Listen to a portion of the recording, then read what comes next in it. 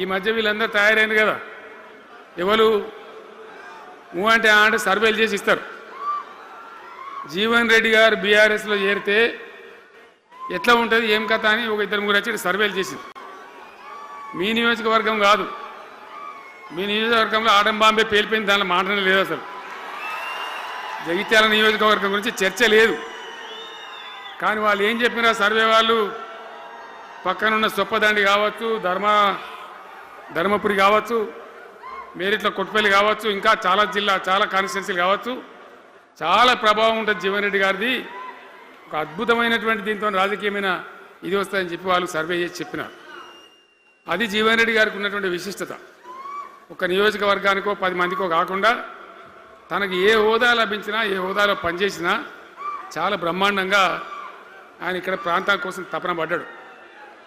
ఒక ఉదాహరణ మీకు కనపడుతుంది.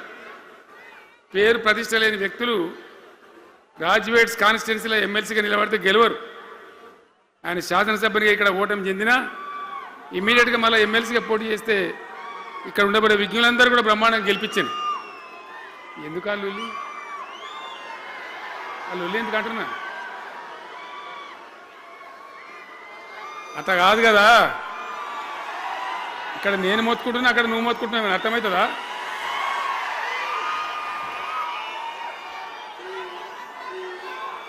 ఏయ్ ఆగవా బాబు, అది వెనక ఊరేటోడు మనోడేనా? విజయసారావు మనోడేనా? మోపండి ఐడియా కూడా మనోడేనా? బుక్కుండా పెట్టు.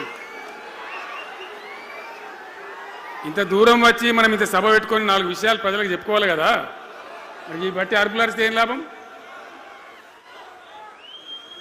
సో అట్లా జీవన్ రెడ్డి గారు తన రాజకీయ ప్రస్థానాన్ని ఒక సమితి ప్రెసిడెంట్గా ప్రారంభించి ప్రజా సమస్యల మీద పోరాటం చేసి సివిల్ లిబర్టీస్లో కూడా అడ్వకేట్గా నాడు ఎంతోమందికి పౌర హక్కుల సంఘానికి కూడా మద్దతు ఇచ్చి అచ్చమైన నికార్సైనటువంటి ప్రజా కార్యకర్త నిరూపించుకొని అంచెలంచెలుగా ఎదిగి ఇంతకుముందే ఆయన చెప్పినట్టుగా అనేకమైనటువంటి పదవులు ఆయన చూసినాడు.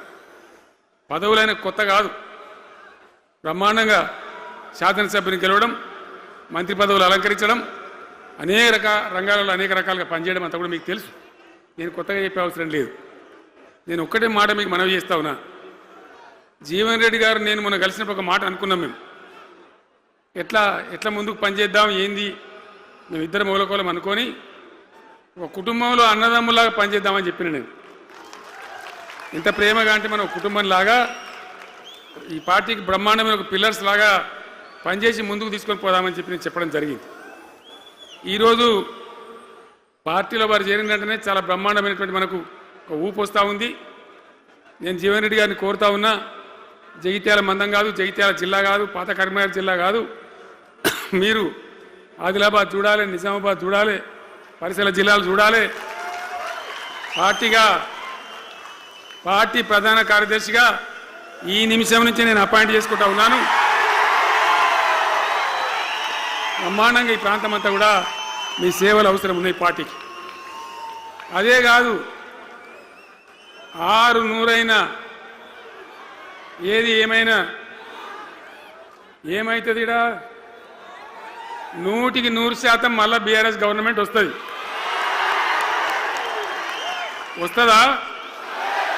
వస్తుందంటూ చేయలేవట్టుంది. ఒకసారి కెమెరాలు కూడా దింపురా బాబు, వస్తుంది కదా. ఇవాళ జీవన్ రెడ్డి గారు పార్టీలో బాబు కౌశిక్ రెడ్డి రాగబట్టు వాళ్ళు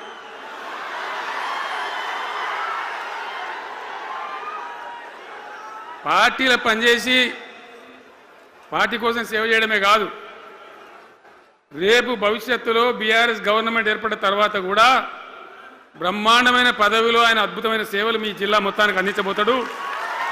తెలంగాణ రాష్ట్రానికే ఆయన సేవలు అందించబోతాడు. ఇది నా మాట, కేసీఆర్ మాట అని నేను జగిత్యాల గడ్డ మీద చెప్తా ఉన్నా. నేను ఎక్కడైనా మాట ఇచ్చినంటే తప్పలే. కాబట్టి జీవన్ రెడ్డి గారిని మీరు జగిత్యాల మందం మీరు యుద్ధం చేయాలి. యుద్ధం చేసానికి ఆయన ముఖాబిలా మనిషే లేడీడా, మీరు సరిపోతారు.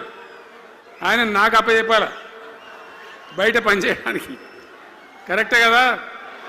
అట్లే చేద్దామా? అట్లే ముందుకోదామా? జగిత్యాల యుద్ధం మీ వంతు, తెలంగాణ యుద్ధం మా వంతు. ఓకే కదా?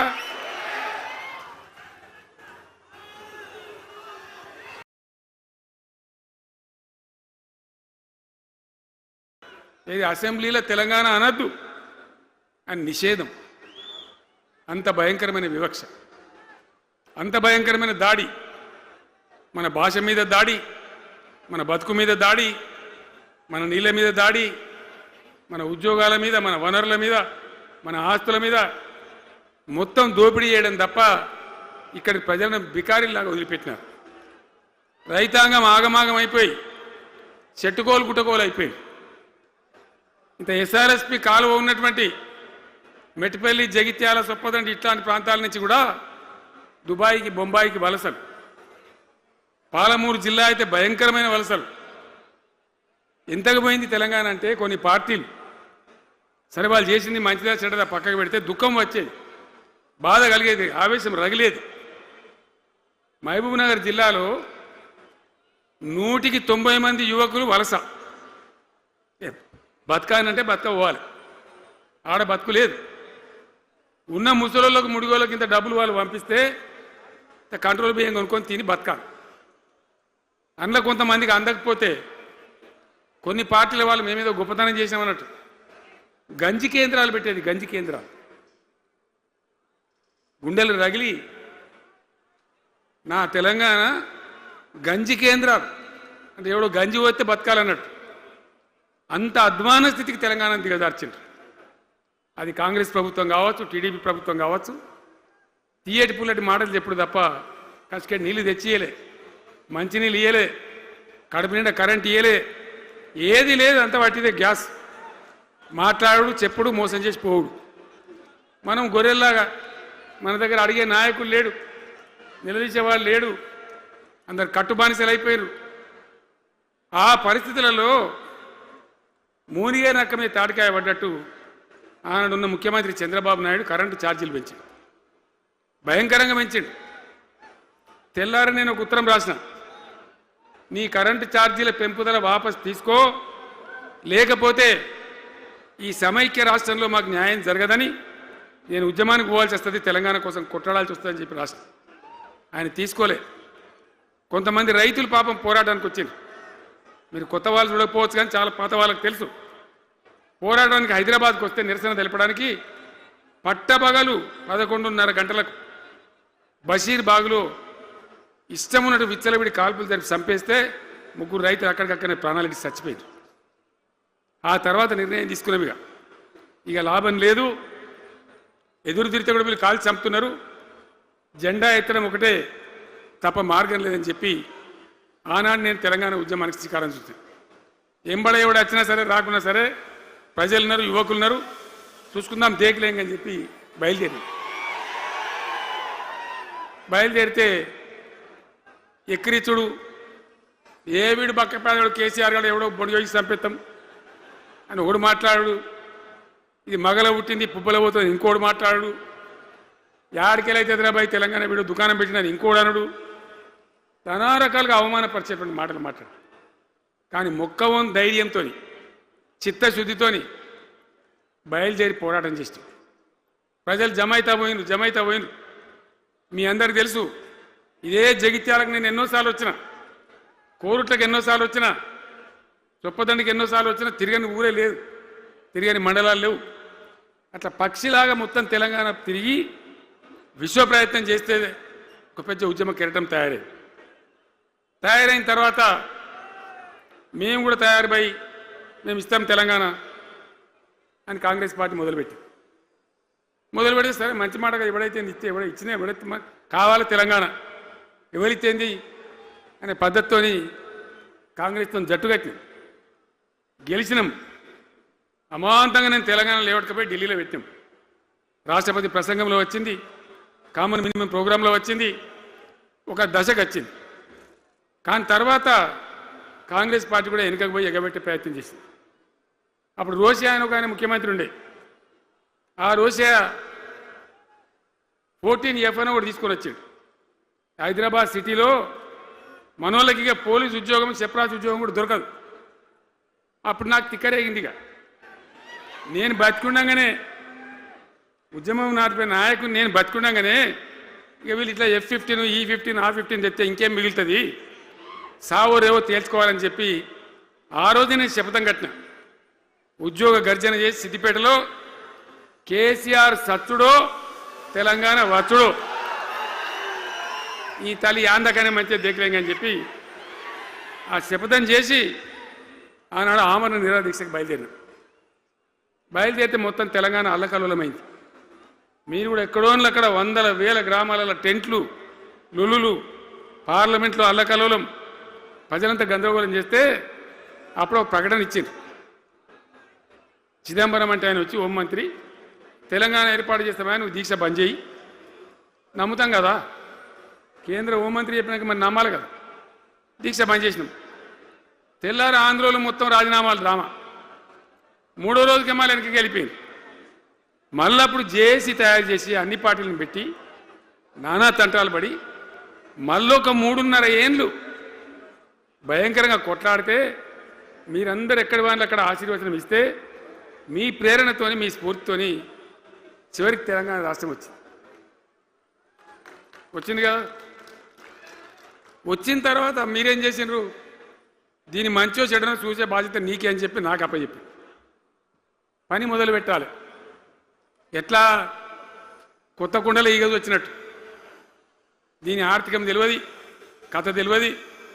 చాలా చాలా కష్టమైనటువంటి క్లిష్టమైన పరిస్థితి. అంత అలకటి పని కాదు. ఏం చేయాలా, ఎక్కడికక్కడ పెద్ద భయంకరమైనటువంటి బాధ, చాలా ఇబ్బంది. ఇదే జిల్లాల చాటిపల్లి ఉంటుంది, చొప్పదండి మండలంలో జిఆర్ రెడ్డి గారు అని చెప్పి పెద్ద ఆర్థిక శాస్త్రవేత్త. ఆయన బీహార్లో పనిచేస్తూ ఉండే. నేనే స్వయంగా జిఆర్ రెడ్డి గారికి ఫోన్ చేసి, అన్న మన సొంత రాష్ట్రం వచ్చింది, మనం బాగు చేసుకోవాలి, మీరు రావాలి అని పిలిపించుకొని అట్లాంటి వాళ్ళందరినీ సమూహపరచుకొని ఒక ఎజెండా వేసుకొని బయలుదేరి. అంతకుముందు సమైక్య రాష్ట్రంలో మొత్తం తెలంగాణ చెరువులు నాశనం చేసింది. కాకతీయ రాజులు తవ్వించిన చెరువులు ఉండే, మనకు బ్రహ్మాండంగా ఒక 75-80 వేల చెరువులు ఉండే. ఆంధ్ర పాలకుల సమైక్య పాలనలో మొత్తం నాశనం పట్టేసిండ్రు, కబ్జాలు పెట్టిండ్రు, నాశనం పట్టిండ్రు. చివరికి 40-44 వేల చెరువులు ఉండే. ఎక్కడ మొదలు పెట్టాలి, ఎవరి పేరు పెడితే బరకత అవుతుంది అని ఆలోచించి ఏ కాకతీయ రాజులైతే మనకు అన్నం పెట్టిండ్రో వాళ్ళ పేరుతో ఇది బాగా చేయాలని చెప్పి మన మొట్టమొదటి కార్యక్రమం మిషన్ కాకతీయ. ఎందుకు మిషన్ కాకతీయ? ఆ చెరువుల దరిద్రం వదిలిస్తే, వాటిని బందోబస్తు చేస్తే, వాటిలో నీటి నిల్వ సామర్థ్యం పెరిగితే గ్రౌండ్ వాటర్ పెరుగుతుంది, బోర్లు బాగా నీళ్ళు వస్తాయి. కాబట్టి అక్కడి నుంచి ప్రారంభించి చేసినాం. అది కూడా తెలంగాణ ప్రజలు, రైతులు ఒక ఉద్యమంలాగానే చేశారు. మట్టి తీసుకొని పోండి, సారవంతంగా ఉంటుంది, మీ పొలాలలో పోసుకోమంటే లక్షల ట్రాక్టర్ల మట్టి తీసుకొని పోయింది తెలంగాణ రైతాంగం. అన్ని గ్రామాలలో ఒక విప్లవం లాగా ఆ మట్టి తీసుకొని పోయి వాళ్ళ భూములలో పోసుకొని కూడా బ్రహ్మాండంగా చేసింది. అక్కడి నుంచి మొదలుపెట్టినటువంటి ప్రస్థానం 10 ఏళ్లలో ఎన్ని చేసినామో మీరు చూసారు. బట్టి మాటలు మాట్లాడు గప్కాలు కొట్టుడు కాకుండా నేను ఒక్కటే మాట మిమ్మల్ని అడుగుతున్నా, మీరందరూ కూడా చూసారు. శాసనసభలో నిలబడి ఈ రాష్ట్ర చరిత్రలో ఎవడన్నా ఒక ముఖ్యమంత్రి ఈ 5 ఏళ్లలో మిషన్ భగీరథ కంప్లీట్ చేసి ప్రతి ఇంటికి నల్లా పెట్టి మంచినీళ్ళు ఇవ్వకపోతే మల్ల తేపకు నేను నిలవడం ఓట్లు అడగం అని చెప్పిన ముఖ్యమంత్రి ఎవరన్నా చూసినామా?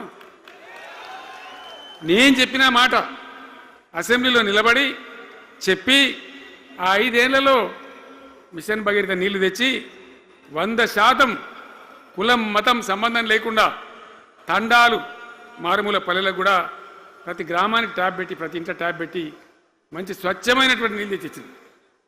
5 ఏళ్ళు నడిచింది, నడవలే. మిషన్ భగీరథ నీళ్ళు పుష్కలంగా రాలే, ఏమైనా రాలేదా? వచ్చినాయా? మరి ఇప్పుడు ఏం రోగం పుట్టింది నాకు అర్థం కాదు. ఇప్పుడు ఎందుకు గుంటుతుంది అది? ఎందుకు నీళ్ళు ఎత్తలేవు? వస్తున్నాయా ఇప్పుడు? మరి ఏం చేయాలా? లాగులు వలిగేదాకా చంపాలి. మంచి మాట కాకపోతే ఏం చేస్తారు? మంచిగా కట్టిన ఇల్లు పెట్టిపోయి కదా, 5 ఏళ్ళు నడిచింది కదా, మరి మీకేం బీమారీ వచ్చింది నాకు అర్థం కాదు. ఇంత పొడుగు మాటలు మాట్లాడుతుందా? అడ్డం పొడుగు మాట్లాడుతుందా? పొద్దున్న లేతే కేసీఆర్ చావాలి, నువ్వు 1000 జన్మలు ఇచ్చినా నేను చావనా కొడుకు అనుకుంటున్నావు.